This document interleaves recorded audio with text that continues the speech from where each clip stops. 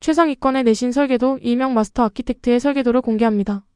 공부의 결을 완전히 바꾸어 놓을 사주의 마법을 통해 상위 0.1% 선배들이 어떻게 과목별 인지를 최적화하고 타임라인 시스템을 활용했는지 그 비결을 파헤쳐 보겠습니다. 우리는 흔히 무조건 열심히라는 함정에 빠지곤 합니다. 하루 78시간을 오직 버티는 노동으로만 소비하는 것은 아닌지 돌아봐야 합니다. 상위권의 공부는 치밀하게 계산된 건축과 같습니다. 핵심 질문을 던져보겠습니다.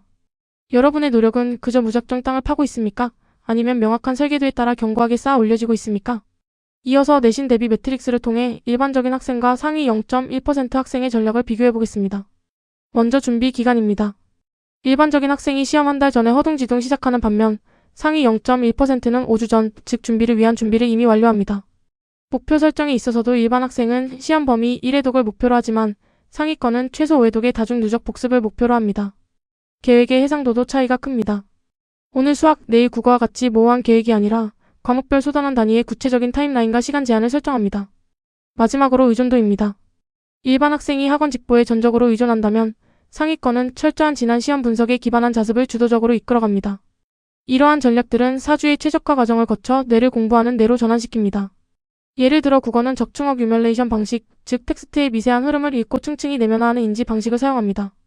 수학은 디버깅 방식, 즉 논리적 단계를 밟아 오류의 가지를 쳐내는 분석적 인지 방식을 활용합니다. 그렇다면 왜 하필 사주가 최적일까요? 시험 준비가 사주보다 길면 집중력이 흩어지고 사주보다 짧으면 물리적 시간 부족으로 실수가 유발되기 때문입니다. 사주는 인지적 긴장도를 최고조로 유지하는 가장 과학적이고 최적의 기간입니다. D-5주는 본격적인 사주 계획에 앞서 준비를 위한 준비가 완료되는 시점입니다. 상위권 학생들은 5주차 마지막 날에 이미 과목별 리스트업과 출제 경향 분석을 마칩니다. 핵심은 역추 정리버스 엔저니링입니다. 1번 문제부터 교과서, 프린트물, 부교재 등 출처를 역추적하여 각 소수별 출제 비중을 정확히 %로 도출해 우선순위를 정합니다. 더 나아가 선생님의 성향을 분석하여 정보를 그대로 출제하는지 아니면 변형, 응용하는지 파악하여 이번 시험의 공부 방향을 설정합니다. 이것이 바로 성공의 가장 중요한 시작점입니다. 이제 전교 1등의 사주 타임라인 로드맵을 살펴보겠습니다. D-4주는 기초 복습 및 업보 청산의 시기입니다. 수업 내용을 당일 복습하고 교과서, 부교재, 프린트물 등을 리스트업하여 분량을 확인합니다. D-3주에는 개념을 확립하고 단권화를 시작합니다. 자습서 중심으로 개념을 정리하고 취약 단원은 인강으로 보완합니다. D-2주는 본격적인 문제 풀이와 서술형 대비에 집중합니다. 평가 문제집을 풀고 오답을 단권화 노트로 옮기며 서술형 예상 문제를 직접 제작합니다. 마지막 D-1주는 약점을 체크하고 데칼코마니 스케줄링을 적용하여 기출문제 무한풀이로 지옥의 문풀을 시작하는 주입니다. 5회독을 완성하는 데 필수적인 컬러 코딩 투두 리스트 시스템입니다. 시험 범위를 페이지 수가 아닌 소단 원중 단원 단위로 아주 잘게 쪼개어 리스트를 작성하는 분할의 기술을 활용합니다. 그리고 누적 복습의 시각화를 통해 각 회독마다 다른 색깔의 펜을 사용합니다. 예를 들어 1회독은 파란색 펜, 2회독은 빨간색 펜, 35회독은 검은색 펜과 형광펜을 사용하는 식입니다. 이렇게 하면 색상만 봐도 내가 어떤 범위를 몇 번 반복했는지 한눈에 파악할 수 있어 효율적인 누적 복습이 가능해집니다. 기억력을 극대화하는 데칼코마니 공부법은 시험 일정의 역순으로 공부 스케줄을 짜는 전략입니다. 시험 당일 스케줄에 맞춰 D-1주차의 첫째 날에 볼 과목을 마지막 날에 볼 과목을 먼저 공부하는 식이죠. 이 방법의 과학적 원리는 가장 중요한 첫날 과목의 단기 기억을 극대화하면서도 후반부 과목들이 완전히 잊히는 것을 방지하는 완벽한 뇌과학적 안배입니다. 마치 데칼코마니처럼 일정을 뒤집어 짜는 것이 핵심입니다. 국어는 단권화와 다해독의 미학이 중요합니다. 국어는 익숙함이 곧 점수로 연결됩니다. 지문을 보자마자 출제 포인트가 떠오를 정도로 텍스트를 내면화해야 합니다. 이를 위한 다해독 전략은 다음과 같습니다. 먼저 13회독에서는 전체적인 주제와 흐름을 파악하며 기반을 다집니다. 다음 46회독에서는 세부 표현 기본 및 문법 요소를 상세 분석하여 구조를 분석합니다. 마지막 710회독에서는 헷갈리는 선지를 필터링하고 암기를 확인하며 디테일을 완성합니다. 국어 전략 중 킬러 문항을 잡는 선지 메모법에 대해 말씀드리겠습니다. 다양한 변형 문제를 풀다 보면 유독 매력적인 오답이나 헷갈리는 선지가 등장합니다.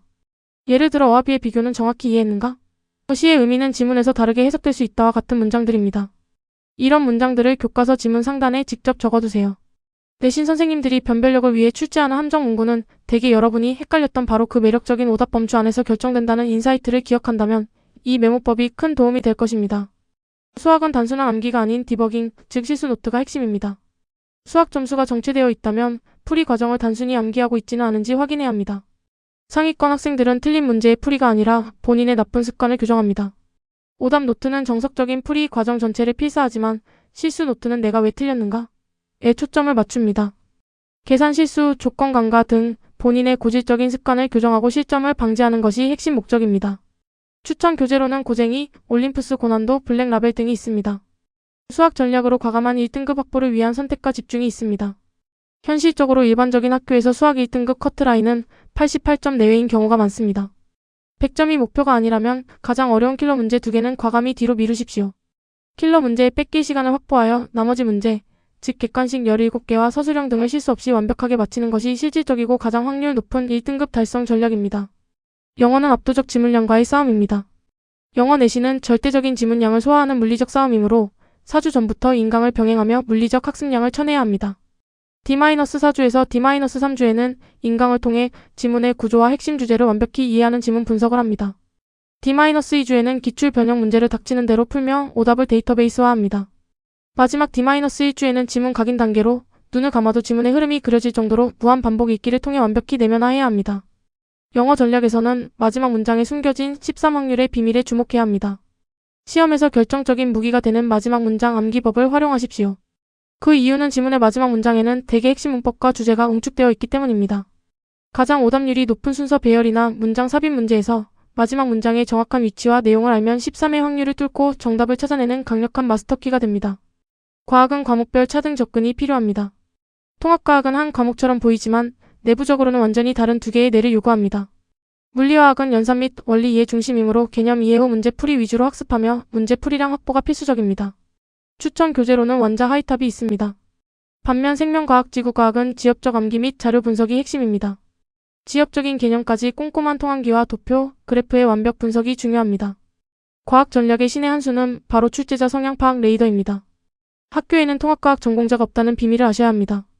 출제 선생님의 원래 전공을 파악하는 것이 1등급의 비밀입니다. 현실적으로 생물 전공 선생님이 수업하면 생명과학 파트가, 지구과학 전공 선생님이면 해당 파트가 모의고사 수준으로 매우 어렵게 출제되는 경향이 뚜렷합니다. 따라서 선생님의 전공 파트에 맞춰 해당 단원의 문제 난이도를 대폭 상향 조정하여 대비하는 행동 지침이 필요합니다. 사회 과목은 전체를 장악하는 액티브 리콜 통합기가 중요합니다.